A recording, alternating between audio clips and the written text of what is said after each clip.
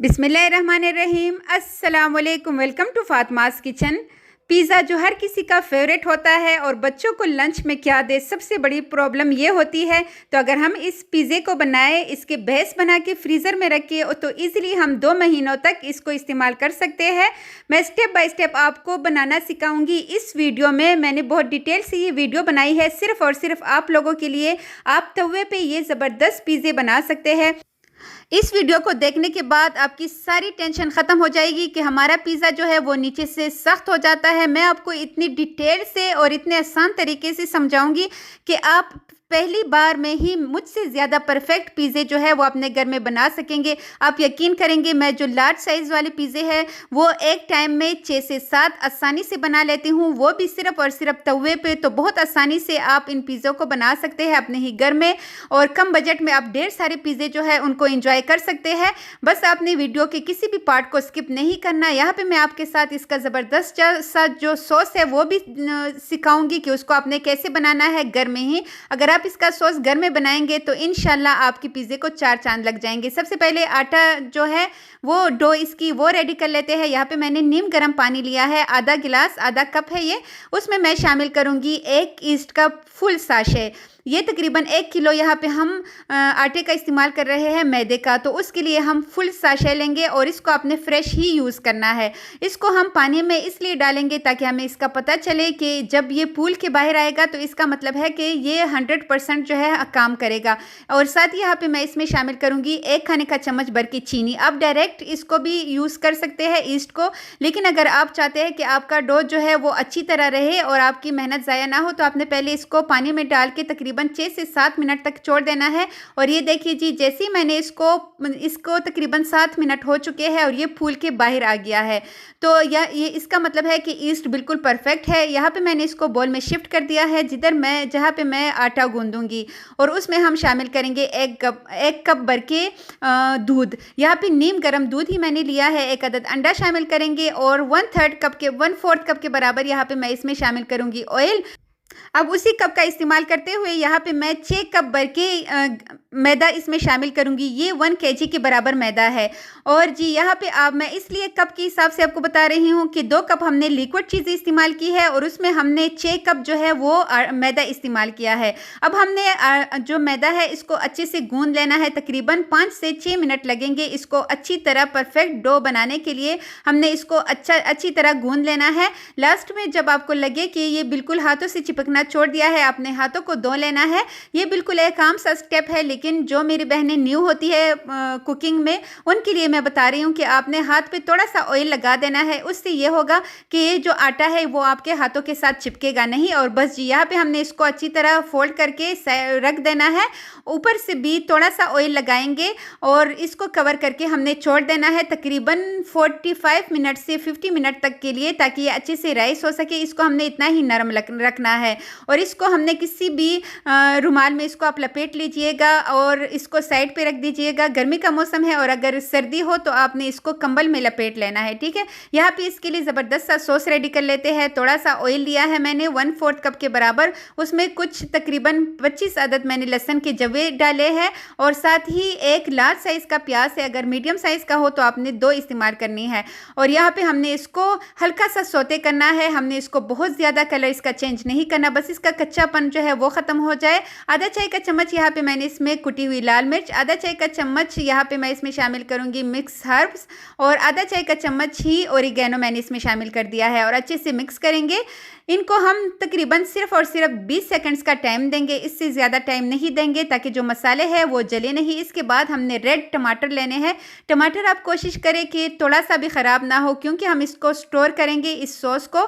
टमाटर के ये ऊपर वाला जो साइड होता है वो निकाल लीजिएगा, जो इसका सर होता है, और जी इसके में कट लगा के हमने इसके में रख देने हैं। तकरीबन 3 लार्ज साइज़ के यहाँ पे मैंने टमाटर लिए हैं और इसमें शामिल करेंगे थोड़ा सा पानी, ताकि ये जो प्याज है ये जले नहीं, और छोड़ देंगे 5 से 6 मिनट के लिए बिल्कुल लो फ्लेम पे। और आप देख सकते हैं इसका छिलका जो है बहुत इजीली रिमूव हो जाएगा। आपने इसी स्टेप के यही स्टेप्स करने हैं। आप देखिएगा टमाटर बहुत अच्छे से इसमें गल जाएंगे। इसके बाद हमने इसको अच्छी तरह मैश कर देना है, चम्मच की मदद से मैश करेंगे। और यहाँ पे आपने टेंशन नहीं लेनी क्योंकि हमने इसको वापस ग्राइंड भी करना है, तो जो साबुत चीज़ें होंगी वो ग्राइंड हो जाएंगी। 1/3 कप टीस्पून के बराबर यहाँ पे मैंने इसमें नमक शामिल कर दिया है। 1 खाने का चम्मच चीनी शामिल करेंगे और आधा चाय का चम्मच यहाँ पे मैं इसमें पपरिका पाउडर शामिल कर रही हूँ। अगर पपरिका पाउडर ना हो तो आप इसमें लाल मिर्च का पाउडर भी शामिल कर सकते हैं। और जी यहाँ पे मैंने इसमें शामिल कर दिया है 4 खाने के चम्मच केचप का, जो रेगुलर केचप होता है वही इस्तेमाल किया है। अच्छे से मिक्स करेंगे। चूल्हा अभी ऑन है, मीडियम टू लो चूल्हा रखेंगे। और लास्ट में इसकी लाइफ शेल्फ बढ़ाने के लिए मैं इसमें शामिल करूँगी 1 चाय के चम्मच के बराबर सिरका और इसको अच्छे से मिक्स कर लेंगे।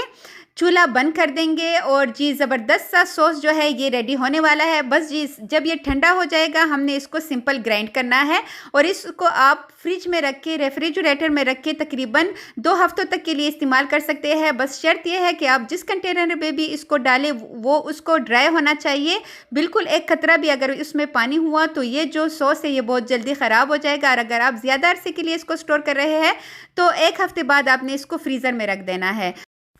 चिकन जल्दी से रेडी कर लेते हैं। 300 ग्राम बोनलेस चिकन लिया है, छोटी छोटी क्यूब्स में काट के। 1 चाय का चम्मच लहसुन अदरक का पेस्ट, 1/3 टीस्पून के बराबर नमक, आधा चाय का चम्मच कुटी हुई लाल मिर्च और इसको ज़बरदस्त सा फ्लेवर देने के लिए मैं इसमें शामिल करूँगी 1 चाय का चम्मच चिकन टिक्का मसाला। 1/4 कप के बराबर यहाँ पे मैंने इसमें दही डाल दी है और 2 खाने के चम्मच भर के हम इसमें ऑयल शामिल करेंगे। अच्छे से मिक्स करेंगे। इस चिकन को मैरिनेशन का टाइम देने की भी ज़रूरत नहीं होगी। जितनी देर में हमारा जो आटा है वो राइस होगा उतनी देर में हम इसके लिए ये बाकी चीज़ें जो है ये रेडी कर लेंगे, तो टाइम की बचत भी हो जाएगी। झटपट ये मिनी पिज़्ज़ा आप बहुत जल्दी बना सकते हैं। आप हफ्ते में 1 से 2 बार इजीली इसको बना सकेंगे। यहाँ पे चूल्हे पे चढ़ाने के बाद जो दही है ये अपना पानी छोड़ेगा, तो आपने पानी बिल्कुल भी नहीं डालना और ढक्कन रख के हमने इसको तकरीबन 6 से 7 मिनट के लिए छोड़ देना है। यहाँ पे 7 मिनट हो चुके है और इसने अपना सारा पानी जो है वो ड्राई कर दिया है। लो फ्लेम पे हम इसको छोड़ेंगे क्योंकि ये पीसेस बहुत छोटे हैं तो ये बहुत जल्दी गल जाएंगे। मैं आपको दिखाती हूँ कि 7 मिनट में ही हमारा चिकन जो है ये अच्छा सा ज़बरदस्त सा कुक हो चुका है। यहाँ पे इसको और ज़्यादा मज़ेदार बनाने के लिए मैं इसको दूंगी जी कोयले की स्मोक। और ये स्मोकी चिकन जो है आप किसी भी फास्ट फूड में आप इसको अगर रखेंगे तो यकीन करें वो आपके खाने को 4 चांद लगा देंगे। तो यहाँ पे हमारा जो डो है वो भी राइस हो चुका है, ये अपने मिक़दार से डबल हो चुका है। अब हमने इसके जो अंदर एयर बबल्स है वो ख़त्म करने हैं। तो इसके लिए हमने करना क्या है कि सारा आटा उठाएंगे और काउंटर पे डस्ट करेंगे, डालेंगे जी थोड़ा सा मैदा और इसके ऊपर हमने आटे को रख के तकरीबन 1 मिनट के लिए हमने इसकी सिर्फ हमने इसको जस्ट टाइटली हाथों से मिक्स करना है। और इसके बाद जी हमने इसकी बड़ी सी रोटी जो है वो बेल लेनी है। अगर आपसे बड़ी सी रोटी संभालना मुश्किल हो रहा है तो आपने इसकी कटिंग करके 2 हिस्सों में डिवाइड कीजिएगा, उसके बाद आपने इसको बेल लेना है। लेकिन अगर मैं कहूँ तो अगर आप इस तरह करेंगे उससे ये होगा कि बचत हो जाएगी। जब हम इसकी कटिंग करेंगे तो ज़्यादा जो है मेहनत करने की ज़रूरत नहीं पड़ेगी। अगर आपके पास इस तरह कटर हो तो आप उससे कटिंग कर लीजिए, अगर ना हो तो आपने सिंपल एक गिलास ले लेना है और इसी की मदद से आपने इसकी कटिंग कर लेनी है। जो आटा हमने निकाल दिया है इसको भी दोबारा हमने बेल के पिज़्ज़ा बेस बना लेने हैं। दूसरी साइड पे मैंने बिल्कुल लो फ्लेम पे तवे को रख दिया। अभी मैंने रखा है, चूल्हा ऑन कर देंगे लेकिन डायरेक्ट हम इसके ऊपर नहीं रखेंगे, हम इसके ऊपर रखेंगे एक और दूसरा तवा। इससे ये होगा कि पिज़्ज़ा का जो आप बड़ा पिज़्ज़ा बना रहे हो, छोटा पिज़्ज़ा बना रहे हो तो वो नीचे से हरगिज़ सख्त नहीं होगा। क्योंकि अक्सर बहनें मेरी कहती है कि हमारा पिज़्ज़ा जो है वो नीचे से बहुत सख्त हो जाता है, बहुत ही किसी का तो जल भी जाता है। तो ये पॉइंट्स होते हैं जो आपने नोट करने हैं। हमने यहाँ पे एक पिज़्ज़ा बेस को देना है जी तकरीबन 3 मिनट। एक साइड को मैंने 2 मिनट दिए हैं क्योंकि उस टाइम मैंने चूल्हा ऑन किया था। अब दूसरी साइड को जब हमने इसकी साइड को चेंज कर देना है तो दूसरी साइड को हम सिर्फ देंगे 1 मिनट। हमने इसलिए दूसरी साइड को 1 मिनट देना है कि क्योंकि तवा अब काफ़ी जो है गर्म हो चुका है। इसके ऊपर हमने दोबारा से ढक्कन रख के 1 मिनट के लिए छोड़ देना है। 3 मिनट से ज़्यादा आपने टाइम नहीं देना। ये पिज़्ज़ा बेस है जिसको हम फ्रीज़र में रख के इसको फ्रीज़ करेंगे और जब हमारा जी चाहेगा हम इससे निकाल के हम पिज़्ज़े जो है वो बना सकेंगे।